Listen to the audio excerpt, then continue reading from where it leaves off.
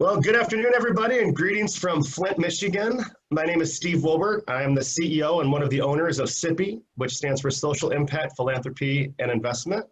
And on this Zoom with me today, I have Jason Ball, our President and COO, and Jess Judson, our Social Enterprise Manager, and also executive producer for today's performance. But I'm really excited to talk to you about SIPI, give you a little bit about our background, kind of what we've done with the Miller Center through this accelerator program, and where we're hoping to go. So we were founded in 2015. After doing some work in corporate social responsibility, we noticed that Flint has a lot of resources that come into the community already, and we don't need more resources. We need better alignment and coordination of the resources that come to Flint. So we started a company that does these kind of back-end services and office services that help visionaries accomplish their dreams, particularly social enterprises. In 2017, we added to our social enterprise capacity building work to do workforce development. And between the two different business lines, we believe, and we've kind of settled in, that our mission is to empower people and organizations to do great things. And I'm going to turn it over to Jason to talk a little bit about our impact since 2016. Thanks, Steve. Yeah, so since 2016, we've had the pleasure of working with 25 grassroots social enterprises and nonprofits. Working with those clients, we've helped them increase their annual budgets by over 111% year over year. We've also helped those organizations secure over $7 million to support their programs, and all of that work ultimately impacts over 13,000 lives in Flint each year. So how we do that, our work in Flint really focuses, like Steve said, on two things: working with social enterprises directly, building relationships with leaders, like Steve said, doing those tasks that get in the way of success. And then our workforce training programs, we're working with local employers to help their employees be successful, and also empowering students to engage in opportunities around technology careers. When we do our work, we have three things we're always really focused on, or sort of our core values. And those are shared success, being really focused on results, not necessarily deliverables, and establishing strong trust-based relationships with our clients that ultimately drive sustainable solutions. Since 2015, our revenue's grown substantially. We started at our first year in 2015 with just over $11,000 in revenue. And then last year, we brought in a little over $530,000 in gross revenue. And our income has stayed relatively stable since 2017. And in 2017, like Steve mentioned, is the year that we launched our workforce training program, an affiliate. So while our budgets have stayed relatively stagnant for the last 3 years, the revenue for the partners we've served has grown by leaps and bounds.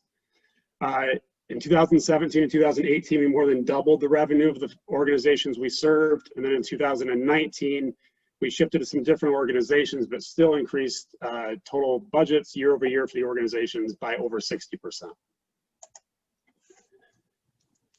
So to really focus on expanding our impact and also realizing new opportunities to become more sustainable as an organization, we've identified 3 strategic initiatives with the Miller Center. The first, to increase our marketing presence. We launched a new website this July. We're doing more things to expand our reach outside of just the city of Flint, but to engage more social enterprises and nonprofits in Michigan and the Great Lakes region. And then also to expand our work in workforce training to identify a new, or to create a new status with the Social Security Administration, be able to reach more people through our workforce training. And I'll let Steve talk about our third strategic initiative, launching our Legacy City Social Impact Hub. SIPI, along with noticing the opportunity to leverage resources and expand impact within existing groups, one of the things that really inspired our founding was also Homeboy Industries and Father Greg Boyle and their mission of nothing stops a bullet like a job. That paired with the St. Luke New Life Center and their mission to help at-risk men and women become self-sustainable, we really kind of saw the impact that social enterprises can make at a place like Flint. And so when we think about the Silicon Valley of social enterprise, and what is that Bell Labs moment? We really believe that by creating the Social Impact Hub in the city of Flint, we have a great opportunity to plant the flag and demonstrate the impact that social enterprise can have on a community. So, and why we think Flint is a great place to launch this. We are probably the most well-known city of 80,000 residents in the entire country. On top of that, we have real problems that are facing other communities. We're always rated as one of the poorest cities in the country, most impoverished. And we have, as a result of these poverty rates, there are a lot of problems that we face in Flint that are facing other communities. And so we believe, and through our work at SIPI on the capacity building social enterprise side, we know that place like Flint can support social enterprises. We've proven the impact that they can make. With 111% of their budgets growing, we think that Flint can become the Silicon Valley for social enterprise. And the reasons are, like we mentioned, in a town this small with the same problems facing a city like Chicago, you can get statistically relevant data that proves your solution at a much lower cost of entry than what it would cost in other communities. And we have a really strong growing base of social enterprises and opportunities for these nonprofits to move more towards an earned revenue model, which will increase their impact and make them more sustainable long term.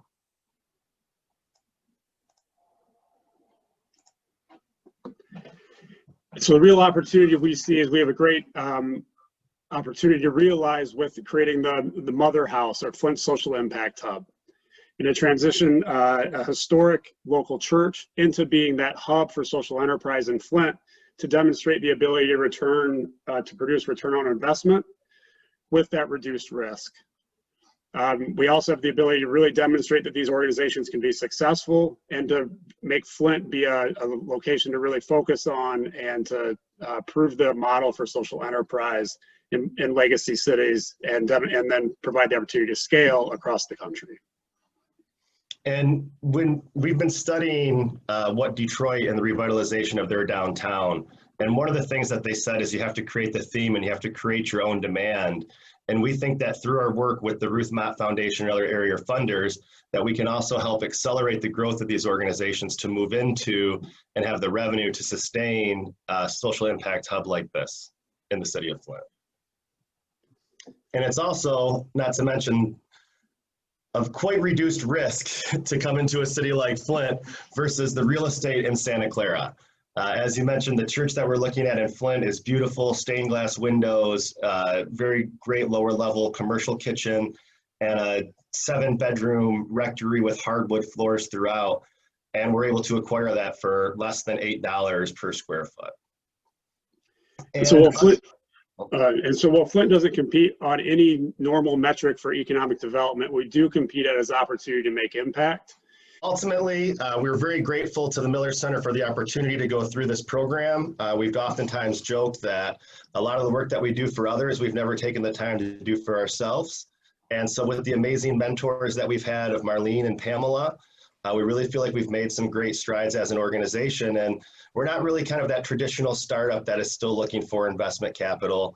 We're in that kind of phase 2 area where we're hopefully going to be profitable and looking for new opportunities to create impact in Flint. But the core of what we really do, and having 4 out of our 5 employees living and working in Flint, we're very proud of that fact.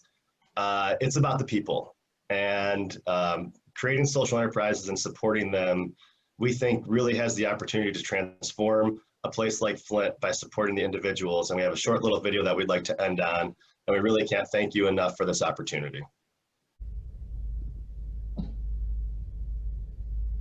I felt guilty for a lot of things, and I felt like it was blood on my hands. My pastor called me into his office with water, plain old Flint water.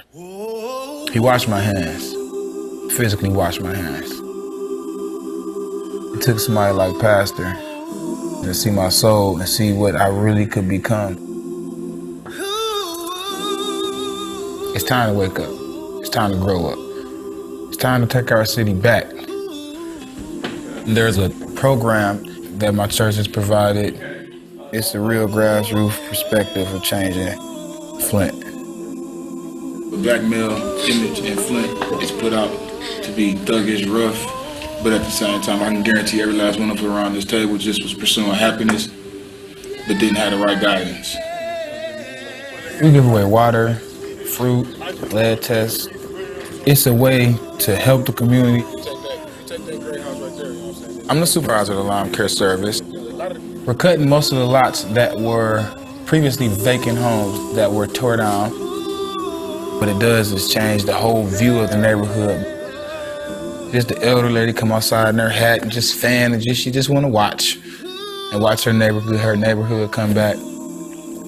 I love it.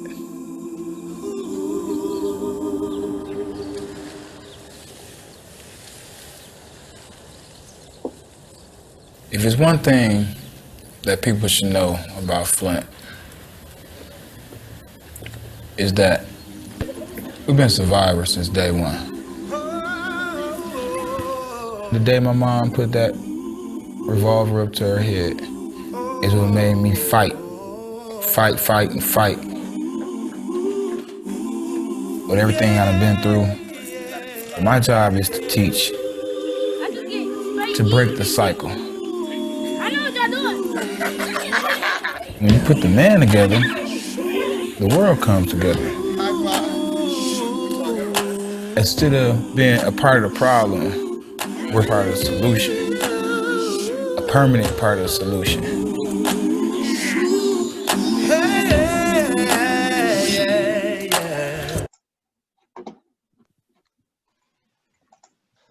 So we're blessed to do the work that we do and work with organizations like the Urban Renaissance Center and people like NOAA, and that's why we do what we do. We hope you'll join us in our fight.